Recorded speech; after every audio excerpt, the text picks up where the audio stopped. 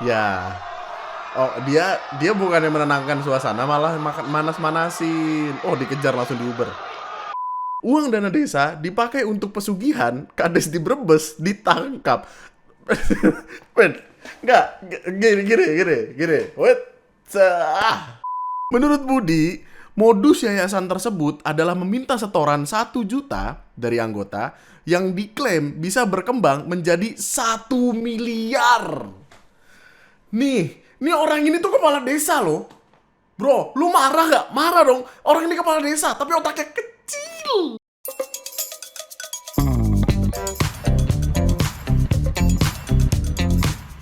Oh, lampu belum mati.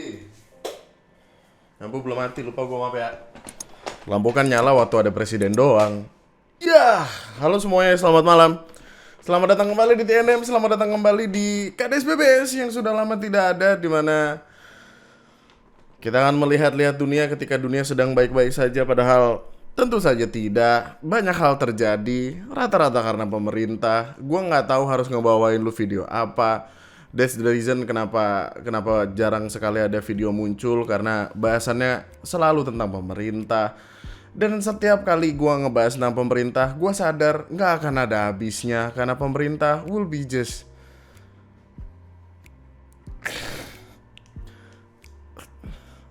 coba lu bayangkan, ada sebuah postingan. Postingannya dihadirkan oleh seorang psikolog yang baru kali ini selama 7,5 tahun karirnya sebagai psikolog, 2 klien berturut-turut datang bukan karena masalah pribadi, tapi distres karena negara.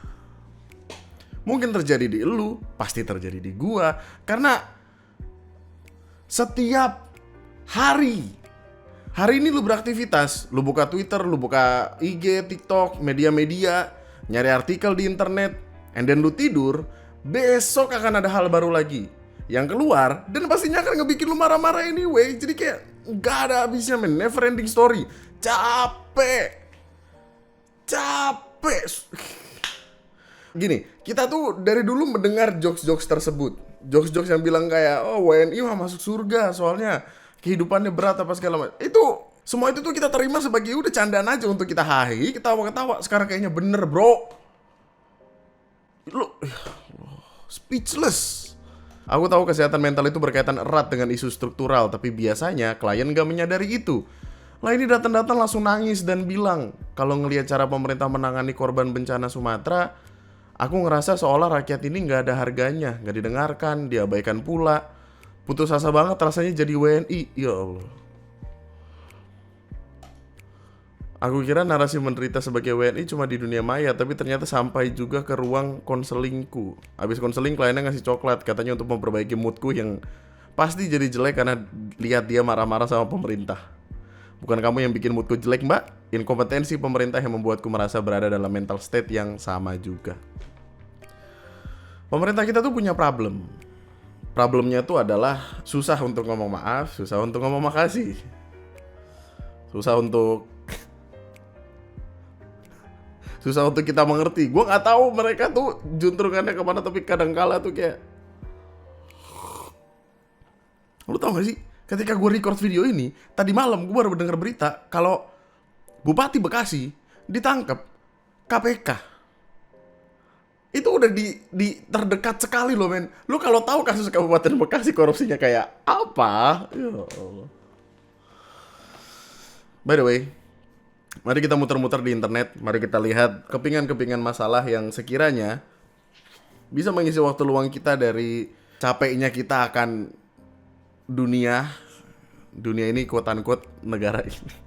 Kita akan mulai semuanya dengan ini. Oh, by the way, sebagai reminder, ini hanya apa-apa yang gue temukan di internet untuk kemudian gue cari tahu ketika lagi recordnya, karena selingan-selingan ini yang membuat kita merasa hidup kan. Kita akan mulai dengan Indonesia batasi medsos. Anak 13-16 tahun tak bebas akses mulai 2026. Gue jujur nggak tahu kenapa ide ini tercetus. Gue curiganya karena FOMO. Karena Australia sudah melakukannya. Mulai dari 10 Desember 2025, Australia melarang anak di bawah 16 tahun untuk menggunakan media sosial. Aturannya datang dari sebuah studi pesanan pemerintah Australia pada awal tahun ini menunjukkan sebanyak 96% anak berusia 10-15 tahun menggunakan media sosial, angka yang banyak sekali. Akhirnya bisa terpapar isu-isu yang berbahaya. Seenggaknya ada 10 platform yang masuk ke dalam larangan tersebut: Facebook, IG, Snapchat, Thread, TikTok, Twitter, YouTube, Reddit, sama Kick, sama Twitch. Oke lah. Tapi ini menyasarnya kepada perusahaan media sosial tersebut. Jadi kayak perusahaannya nih yang tanggung jawab, bukan orang tuanya atau anaknya. Jadi kayak anak-anak dan orang tua tidak akan dikenai hukuman jika kedapatan melanggar larangan ini. Yang akan dikenakan pelanggaran berat tersebut adalah perusahaan media sosial yang bertanggung jawab. Jadi kayak pemerintah Australia tuh minta siapapun penyelenggara medsos ini untuk ngelakuin langkah yang masuk akal supaya ngejaga anak-anak tetap berada di luar platform mereka. Terus pakai teknologi verifikasi usia ya segala macam gitu-gitu deh. Intinya kayak apapun cara harus dilakukan supaya anak-anak di bawah 16 tahun ini gak make sosmed tuh. Udah gitu. Yang mana sebenarnya aturan ini pun masih dipertanyakan karena banyak jalan menuju Roma. Soalnya anak-anak bisa ngebalsuin umurnya mereka nggak sesuai sama data diri mereka dan segala macamnya. Ya masih banyak loophole-nya lah. Nah, Indonesia hadir dengan ingin melakukan hal yang sama. Yang mana sebenarnya ini terdengar aneh karena Indonesia batasi medsos. Anak 13 sampai 16 tahun tak bebas akses mulai 2026. Anak 13 sampai 16 tahun, berarti anak 12 tahun boleh. Gak tahu gue kan. Ya, ini headline berita, bro. Gue belum baca banget nih, coba. Oh, kenapa 13 sampai 16 tahun? Karena itu adalah fase pencarian identitas. Iya, iya.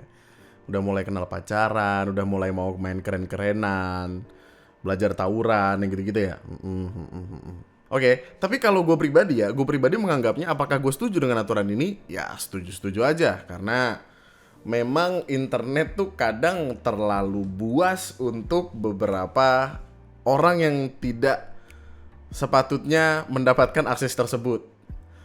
Gampangnya bocah nonton bokep, ya gitu kan. Ya itu contoh paling gampang, bro. Maksudnya kita tahu lah. Kalau yang otaknya ya udah aja dia kan ya udah aja. Tapi kalau otaknya keterlaluan dia akan bercabang menjadi tindak kejahatan dan sebagainya. Yang mana itu kita tidak inginkan. Ya oke-oke aja gitu. Tapi yang jadi pertanyaan di internet adalah bagaimana cara untuk mengetahui apakah ini bocah atau belum. Itu yang kemudian ditanyakan terhadap orang-orang. Untuk melindungi anak-anak dari paparan konten berbahaya, dari kasus-kasus cyberbullying, dari kasus-kasus grooming, kesehatan mental, dan lain sebagainya, adalah langkah yang tepat. Tapi bagaimana cara pemerintah untuk mengetahui apakah ini anak kecil atau bukan?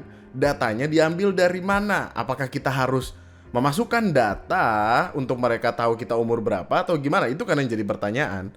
Verifikasinya gimana? Apakah kita harus foto kakak? Atau kita harus foto bareng orang tua? Gimana? Gue gak tahu. Karena pengawasan di mata banyak orang adalah dengan ya udah, selain dengan lu bikin pembatasan ini, lu ngomong juga dong sama orang tuanya tentang kayak orang tua nih kalau mau ngasih HP anaknya buka Google untuk nyari informasi, buka YouTube untuk edukasi dan lain sebagainya, itu boleh bla bla bla bla. Tapi nah gitu, kalau dibarengin dengan informasi yang informatif kepada orang tuanya agar orang tuanya juga mau mengayomi anaknya kan juga penting gitu loh maksudnya. Karena kan kita nggak tahu implementasi di lapangannya gimana. Ntar dia udah bikin aturan apa segala macem lah. Anak-anak punya banyak cara untuk untuk menuju Roma tersebut. Banyak, lu ke warnet ada. Di waktu yang bersamaan ada aturan resmi yang keluar. Pemerintah melalui Komdigi akan mewajibkan registrasi SIM card menggunakan wajah mulai 1 Juli 2026.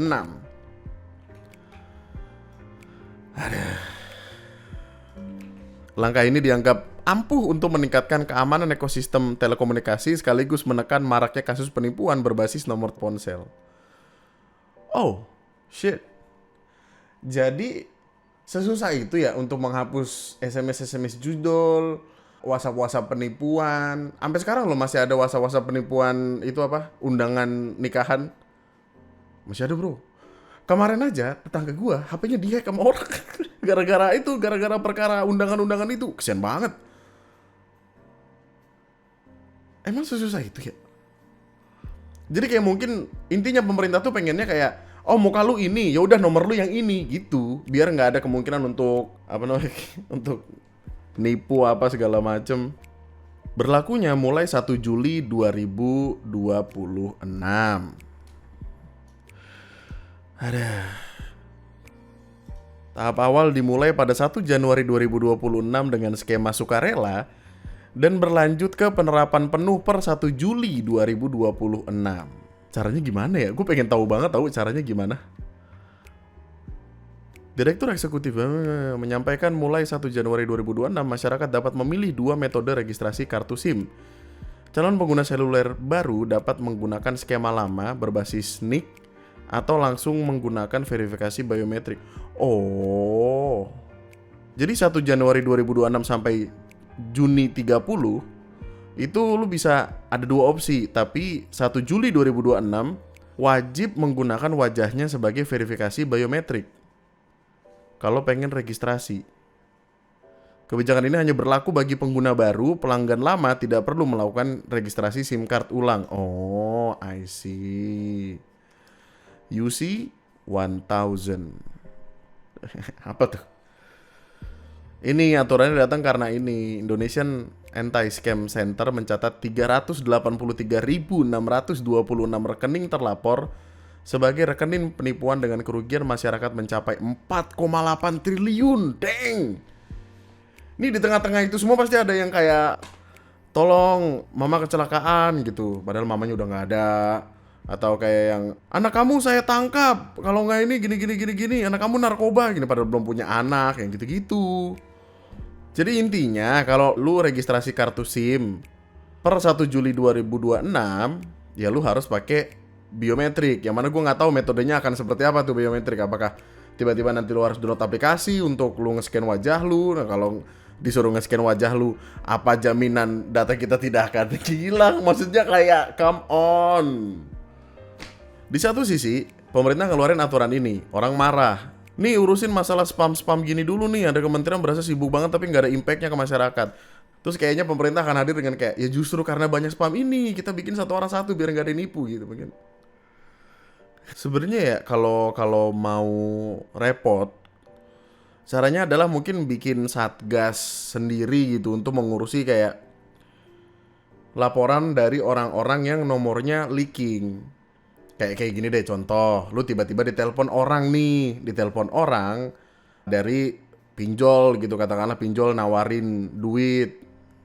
Waktu itu apa deh, gue sempat dapat telepon apa gitu, uang cepat apa uang lunas apa apalah gitu, pokoknya duit now yang semacam itu. Maksudnya bikin tempat di mana orang bisa melapor kayak, Komdigi tadi gue ditelepon nih sama pinjol ini, mereka promosi, mereka kira-kira tahu nomor gue dari mana ya gitu. And then ngelihat laporan itu Komdigi akan nyamperin siapapun pinjol dan telepon, terus nanya kayak, lu dapat nomor orang ini dari mana? Kan ketahuan kan bocor datanya dari mana, apakah dari ordal, apakah dari data yang kesebar di internet, apa dia beli data di website leaking gitu. Baru nanti kemudian solusinya ketemu, terus kayak yang, oh ya udah yang ininya diblokir, jadi dia nggak punya nomor siapa-siapa lagi nih untuk ditelepon. Nah selesai. Gue kira maksudnya ribet ya? Ya nggak tahu sih. Gue kira emang pemerintah hadir untuk mengurusi yang ribet-ribet. Maksudnya kan kalian kan kalian dipilih untuk itu, gimana sih? Maksudnya, iya loh, banyak banget kan orang-orang yang nelpon di lu aneh-aneh. Gue pernah anjir sekali-kalinya, gue kesel banget dah. Jadi gue tuh lagi kerja ya, gue lupa lagi ngapain, kayaknya lagi nyari konten atau apa gitu. Terus tiba-tiba dapet telepon, teleponnya songong. Gue nggak tahu dia dapat nomor gue dari mana, tapi kayak dia nelpon tiba-tiba untuk kayak minta gue mereview sesuatu. Dia ngomong nggak pakai salam, nggak pakai apa, tiba-tiba dia manggil gue namanya Harry apa siapa gitu, terus kayak, halo ini dengan Bapak Harry. Hah, bukan. Oh bukan, terus kayak kedengeran dia ngebalik ke halaman gitu. Oh ini Bapak Andri. Iya. Pak, bisa nggak review ini? Hah? Iya nanti akan ada ucapan terima kasihnya atau? Hah? Nanti Bapak bisa pilih mau di rumah Bapak, di kantor atau gimana? Hah? Sopan dikit bro, gue matiin. Ya, maksudnya dia nggak ada salam, tidak ada perkenalan diri, tidak penting. Maksudnya gue juga nggak tahu dia juntrungannya apa, tapi tiba-tiba nelpon, dapat nomor entah dari mana. Bukankah kalau misalkan mereka membuat Satgas itu menerima laporan kayak, gue dapat telepon dari ini, terus cantumkan ini, terus mereka tanyakan kepada yang nelpon udah dapat nomor dari mana, terus ketahuan dia nyimpen nomornya kesebar apa segala macam, kan mereka bisa dikenakan pasal Undang-Undang Perlindungan Data Pribadi dong. Lah nomor telepon kan data pribadi kan. Lah gimana sih ini? Masa nggak ada satupun di antara mereka yang berpikiran kayak, oh iya juga ya, gitu bisa? Gimana sih? Ya intinya nggak semuanya wajib. Lu mungkin akan diharuskan untuk pakai biometrik wajah ketika nanti 1 Juli 2026 kalau lu punya kartu baru. Jadi saran gua ya, kalau lu pengen ganti kartu sekarang. Pakai eSIM. Lanjut. Ini tuh ada yang sempat ngirimin gue perkara ini kan, dan ya gue juga sebenarnya nggak gitu suka, tapi ini tuh muncul aja gitu, mana ya, judulnya anak kades sombong aja. Orang tuh kadang ya kalau misalkan kaget dengan kekayaan, kaget dengan jabatan dari yang bukan siapa-siapa tiba-tiba ditepuk tanganin, emang kadang suka suka star syndrome, congkak gitu. Nggak peduli siapapun lu ya. Nggak semuanya demikian, tapi ada aja gitu. Dan salah satunya adalah ini. Ceritanya ada sebuah protes yang dilakukan oleh warga di Desa Sukatani, Kecamatan Surade, Kabupaten Sukabumi. Ini kejadian 6 Desember nih. Jadi ceritanya, ketika pemilihan desa waktu itu, calon kepala desanya berjanji untuk membangun jalan, untuk akan diadakan pembangunan jalan karena jalanan desanya rusak. Ini contohnya nih, jalan desanya tuh jelek gitu dan orang marah lah gitu. Dia nyalon, kemudian kayak, saya akan berjanji, saya akan membuat jalanan jadi bagus. Nah, tipikal janji-janji ini aja calon pejabat di mana-mana ada gitu, kayak, oh nanti pak, nanti kalau saya kepilih ini saya bikin pak jalanan jadi bagus pak. Tiba-tiba waktu udah jadi, mana? 4 tahun 6 bulan kemudian baru kayak jadi, supaya apa? Supaya dipilih lagi. Tipikal kayak gitu aja bro. Template, semua di sini template gitu doang. Nah kemudian karena kepala desanya udah kepilih, warga nagih janji tuh, datang ke kantor desa untuk kayak, mana jalan yang kau janjikan itu, Des. Terus ada diskusi.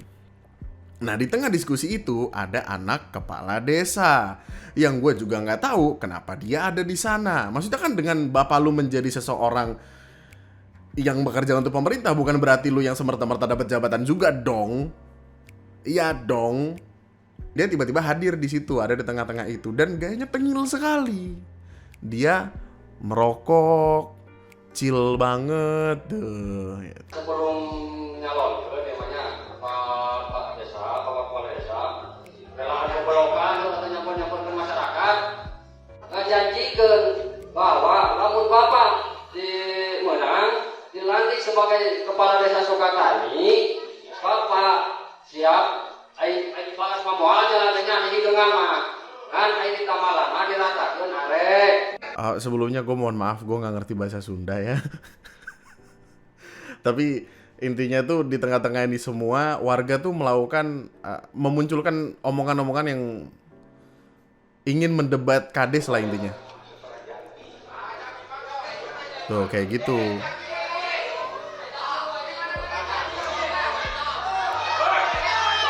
Lu lihat anaknya. Anjay, wede, jagoan.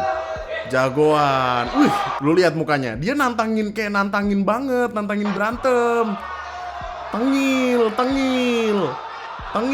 Oh, disamperin langsung, bro. Rame, bro. Oh, langsung rame. Oh, kursi diangkat. Lempar ya, Bang. Gue lempar, Bang. Lempar tuh kursi itu. Emang gitu, Bang. Emang orang baru dapat jabatan dikit aja udah congkak. Jalan dukeun kaki. Rame tuh, karena apa? Karena gak ada yang suka arogansi. Gak ada, men. Gak ada. Gue gak peduli bapak lu siapa, gue gak peduli kakek lu siapa, gue gak peduli lu di sini punya jabatan apa. Kalau lo nggak bisa menghargai manusia lain, ya lo diomelin. Nah, meskipun sepertinya ya, jadi kayak kondisinya nggak kondusif. Dia kayak berusaha pengen nenangin, tapi caranya salah. Terkesan menantang. Orang lagi marah-marah ditantang. Ya panas. Gimana sih? Topeng, berharga, ada janjinya memang bukan setengah janji.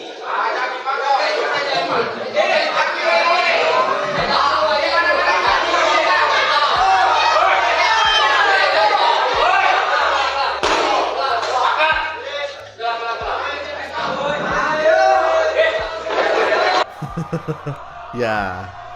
Oh, dia bukannya menenangkan suasana, malah manas-manasin. Oh, dikejar langsung di Uber. Wah, wah, wah, wah, wah, wah, wah, wah, wah, wah, wah, wah, wah, wah. Wah, wah. Pasti ya. Pasti kayaknya di semua tempat gitu akan ada satu orang yang kayak, oh, rame nih. Lempar sesuatu gitu, atau dia teriak-teriak, wah, bokol. Kayaknya selalu ada gitu. Warga datang untuk meminta janji politiknya. Iya dong. Kan janji, ya ditagih lah. Pemilihan kepala desa tuh kapan sih? Rata-rata sih pelantikan itu Agustus ya. 8 Agustus, 17-an, atau rata-rata sih bulan Agustus. Enggak, maksudnya kalau sampai Desember jalan belum juga mendapatkan ancang-ancang mau dibenerin, ya wajar sih warga marah gitu. Dan ini adalah hal yang bagus untuk sampai akhirnya orang berani untuk melakukan ini, men. Maksudnya kan banyak sekali pejabat-pejabat yang hadir dengan semua janji yang sekiranya mereka akan lakukan tapi tidak lakukan kan. Untuk warga sekarang udah berani untuk minta ini, artinya kita lebih aware, men, sama politik. Gokil. Pria yang menggebrak meja adalah anak kepala desa bernama Isep. Isep. Kepala desa adalah Sulaiman Syah. Camat Surade membenarkan insiden tersebut. Warga menagih janji politik mengenai pembangunan jalan desa. Anak kepala desa yang juga perangkat desa, PNS juga guys, terlihat merokok di ruang rapat dan menggebrak meja. Aksi emosional dipicu sorakan warga yang dianggap tidak sopan terhadap kepala desa. Situasi memanas ketika warga terpancing emosi dan membalas teriakan. Akhirnya pasca keributan, Okek menyatakan kondisi telah kembali normal dan ia menemui warga untuk mencegah persoalan berkembang. Oh, minta maaf kali. Akhirnya diselesaikan secara kekeluargaan. Kepala desa menyanggupi tuntutan warga. Proses pembangunan sudah mulai berjalan dengan pengumpulan material. Oke. Good job. Nice. Oke. Gitu guys. Tagihlah janji dari siapapun pejabat yang datang ke tempat lu dengan semua apa yang pernah mereka bilang. Jangan biarkan mereka lupa. Kalau mereka lupa, ingetin. Kalau diingetin kagak mau, lempar bangku. Jelas. Tidak, kekerasan tidak dibenarkan. Tapi terus ketemulah gue salah satu postingan yang sangat kocak. Uang dana desa dipakai untuk pesugihan, kades di Brebes ditangkap.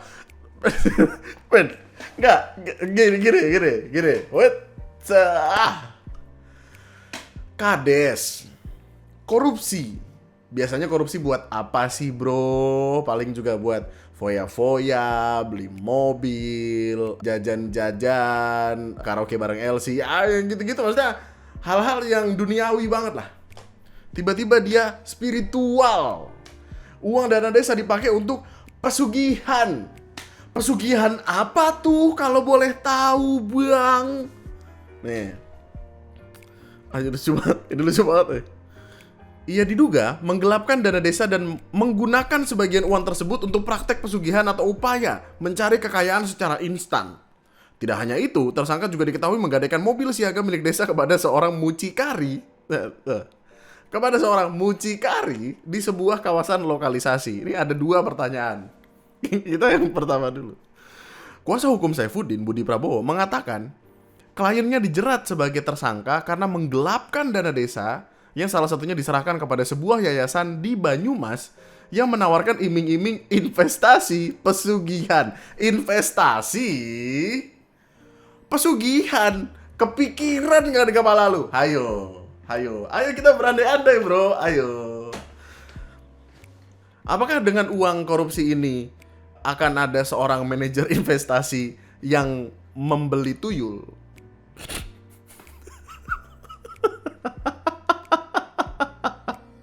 Pak, ayo invest ke saya. Bapak invest ke saya beliin tuyul, return tuh bisa 10-20%, Pak. Bahkan ada tetangga saya 50%, Pak, returnnya. Bapak kasih saya 10 juta, saya balikin Bapak 50 juta, Pak.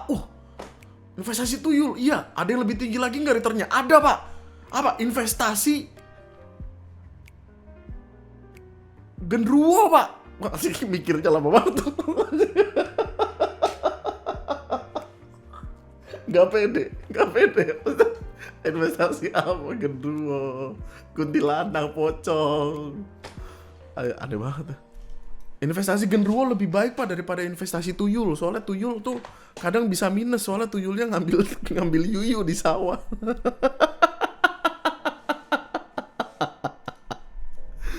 Menurut Budi, modus yayasan tersebut adalah meminta setoran 1 juta dari anggota yang diklaim bisa berkembang menjadi 1 miliar. Nih orang ini tuh kepala desa loh. Bro, lu marah gak? Marah dong. Orang ini kepala desa, tapi otaknya kecil. Segini.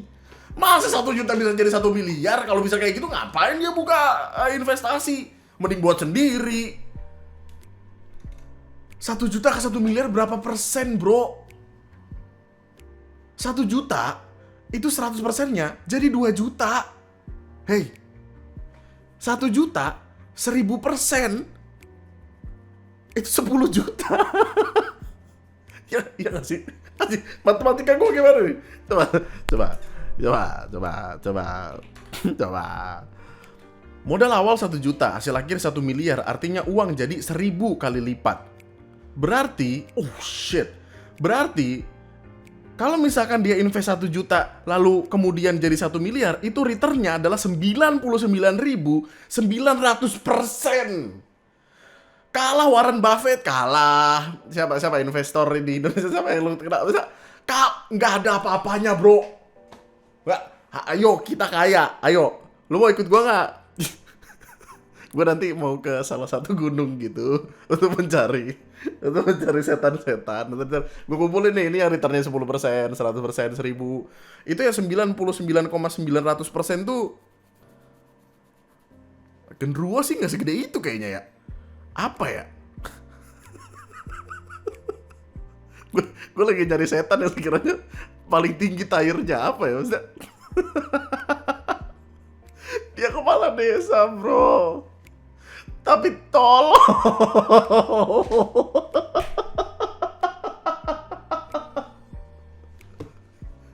Siapa yang mau ngasih lu dari 1 juta jadi 1 miliar tuh siapa?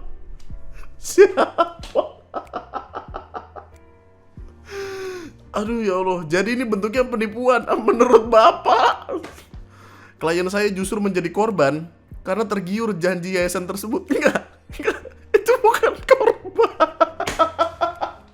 Itu gak ada otaknya.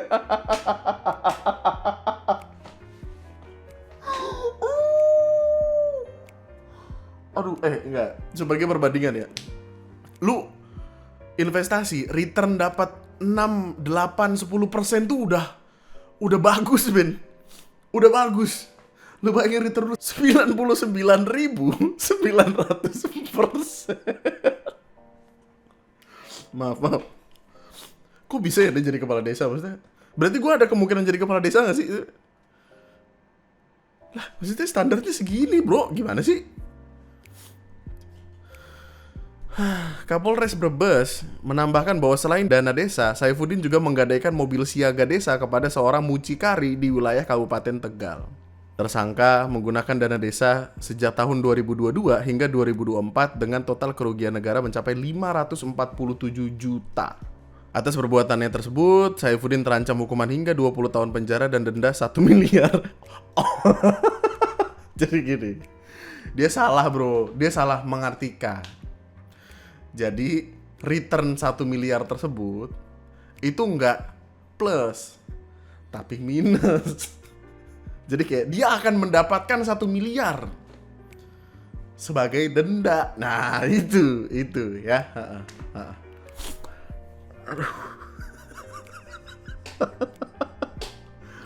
Aduh maaf ya. Aduh lucu banget.